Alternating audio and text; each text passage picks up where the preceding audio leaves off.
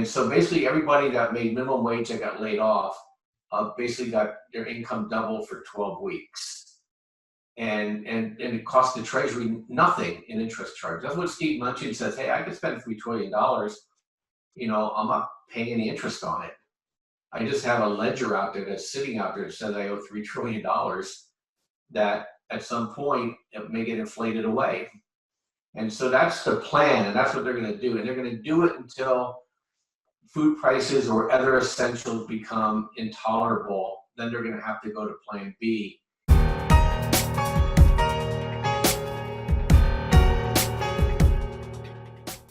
We no longer have a stock market anymore. Instead, we now have a market of stocks. And this stock market is following the central bank's money printing, and you simply can't blindly buy anymore because there are new rules to follow. But always remember, there is a bull market somewhere, and Trade Genius is here to help you find it.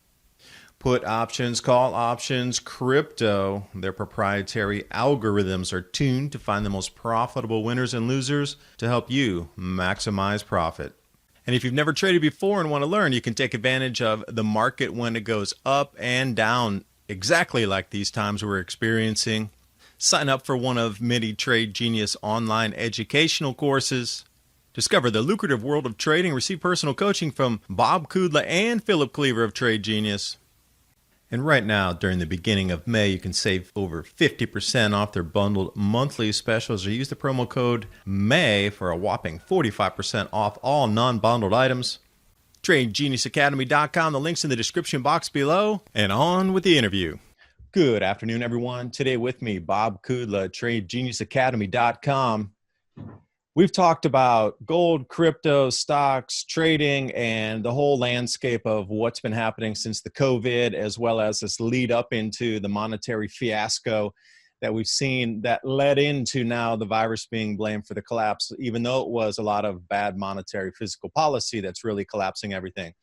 And Bob's here today to take us through a little bit more about, what's out on the landscape at the moment, because wherever you look, it seems like a shotgun spattering of info. It's hard to connect it all.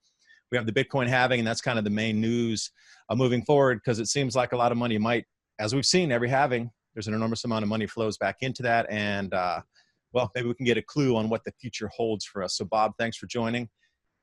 Yeah, what do you think about prices overall? Do you see gold going up to 35, somewhere around that, 3,500? Do you see silver trailing behind it, moving?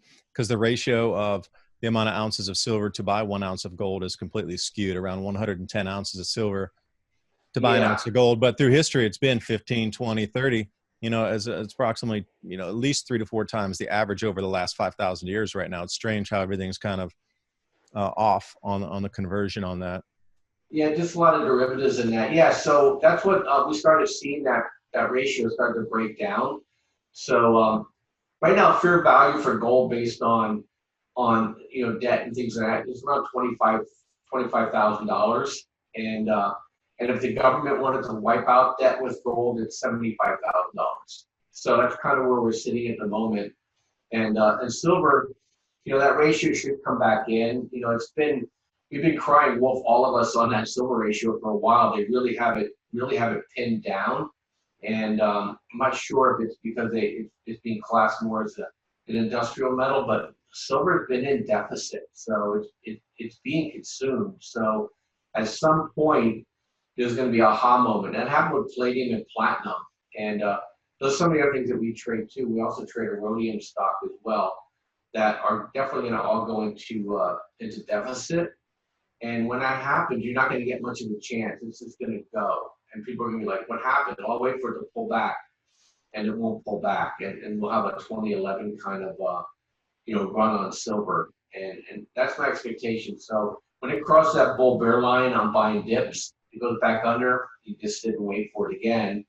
And no sense of being right and not making money. You know what I mean? While you're waiting for it to happen, let the price come to you and you'll make some money on it. Yeah, so come back to that point there. I'm still trying to understand this more fully myself with these incredibly high prices of gold that, $25,000 an ounce, $50,000 an ounce. Is that to becoming equal with the total amount of debt if we're going to offset the total amount of, numbers on a screen debt and divided by how many ounces of gold the U.S. has, if we're going to actually offset that, then the actual true price of that would be somewhere. You're talking with these astronomical numbers. Is that how you're Yeah, dividing and getting some of that ratio number out of that? I'm trying to myself understand this more fully. it's the amount of gold sitting in Fort Knox based on pulling all the debt in. Well, hey, we're repricing gold to $78,000. We'll sell our gold at that price to anybody who wants it around the world. And by the way, we're calling all our debt in. So then everything would be equal and back to zero. So that would be a zero set, everything back to equal with all the full debt revalued against all the gold ounces at whatever value that is. And that would completely cancel all the debt back to zero again. Is that what I am hearing? Yeah, and it would be lower if they went ahead and took all the reserves in the United States and pledged those reserves at that price too. So that's why I like to own the miners, because the miners are going to win regardless. And there's quite a few assets in the United States with gold. So it's going to be anywhere between $25,000 and $75,000 if Trump decides to say, hey, we're going back, or at least we're level setting on a gold standard, and we're going to start over. Basically, we're going to recapitalize, and we're going to raise our price of gold to this, and anybody in the world that wants it at this price can have it. And we'll empty our treasury at that price. That would be a shock to everything else that you buy. I imagine how much the food prices would go up if that were to happen. Oh my. But I'm just trying to point out that's what's that. But what really is going to happen though near term, and and it's actually pretty clever on our part. Let's set morality aside and let's just say we're Machiavellian and we just want to solve the problem the most practical way. Trump drove everything to 0%. Okay, so he basically took the Federal Reserve out of the equation. So now we can borrow money and pay interest only, except there's no interest. So they can double or triple the deficit to flood the world in the United States with money that could be velocity. It's no accident that they went ahead and basically doubled people at minimum wage that lost their jobs, okay? Because they just wanted to shove that money in their pocket because they knew everybody making minimum wage is going to spend every penny they have. And for good reason. It's not that they're bad people. It's just that because they need the money. And so basically everybody that made minimum wage that got laid off basically got their income doubled for 12 weeks. And it cost the Treasury nothing in interest charge. That's what Steve Mnuchin says, hey, I could spend $3 trillion. I'm not paying any interest on it. I just have a ledger out there that's sitting out there that says I owe $3 trillion that at some point it may get inflated away. And so that's the plan, and that's what they're going to do. And they're going to do it until food prices or other essentials become intolerable. Then they're going to have to go to plan B. And that's why I think they're going to go ahead and reprice gold. But they can call it every treasury bond around the world, Dave. The Chinese, you have $1 trillion worth of treasuries, no problem. Here's $1 trillion. Give us our treasury bonds back. Oh, by the way, Bank of America, you buy $1 trillion worth of bonds, you can pledge it back to the Federal Reserve, and then here's your nick, right, for being a good boy. And it maybe cost us 1/4 point versus paying China now 3.5%. Okay, now China's lost that income that they've been getting by basically devaluing their currency, and that's what Japan's been doing for years. They've been devaluing their currencies and then buying our bonds at interest. So they're basically getting a free ride, and two ways. Their exports get supported and they get income from the United States. Trump killed all that. That's all gone. Nobody can do that to us anymore. The Europeans can't, the British can't, the Chinese can't, the Japanese can't. We're at 0% interest. So now we're a total fiscal game now. And then the other thing that people need to be aware of, Trump's bringing all the trade back. So every essential industry is going to be forced to come back to the United States by one way, shape, or form. And you're talking about medical, you're talking about semiconductors. That's going to create wage inflation. That's why they're hoping to not have the inflationary depression. They're hoping that wages are going to rise because we basically have a wage pressure cooker like the 70s. I think they're trying to avoid the 20s and they're going to try to recreate the 70s, Dave. Now, I don't know how successful they're going to be because the baby boomers are rolling off. So I think they may get more inflation than they want over time. but I think I understand their strategy. And in the short term, that is the only strategy that we have available to us. And I think there's an opportunity for us actually to thread the needle. Now, the big unknown is this coronavirus came out of the blue. The reason why New York is still suffering from this coronavirus, you just have to look at the weather map. It doesn't take a genius to figure out why I live in California, nobody's sick, and in New York, everybody's sick. We've had a low pressure system sitting over the Northeast for 6 weeks, and it keeps the virus healthy. Out here in California, you sneeze and it dies before it hits the ground. And so to the extent that that comes back early, or Western Europe and Northeast goes back into an early fall again, that's how those diseases, they linger and they build. And so that, and plus, I think the Midwest, I don't think they can get crop in the ground yet. It's soaking wet. So in Canada, you and I've talked about this before. I think Canada goes offline. Now their leaders is just stupid. And I mean, he's basically being Nero. I mean, he's playing the violin with stupid policies while they can't export energy, they can't grow food, and he's raising their taxes and letting other people in. So it's going to be interesting to see what happens to Canada. Yeah, and for what Bob was referencing here, the latest snowfall ever in Central Park, if it snows tonight on the back end of that bombogenesis as it's clearing out, it'll be the latest on record ever recorded since 1880 for snows in Central Park, and they are predicting snowfall tonight. The amount of rainfall is 3x the normal, and we're seeing some of the repeating. Again, what we saw last year with the no plant 2019 due to excessive floods. And this is from the East Pacific Oscillation, pushed warm front up into Alaska, and then what they saw was an enormous amount of snow all through Canada, which again delayed planting.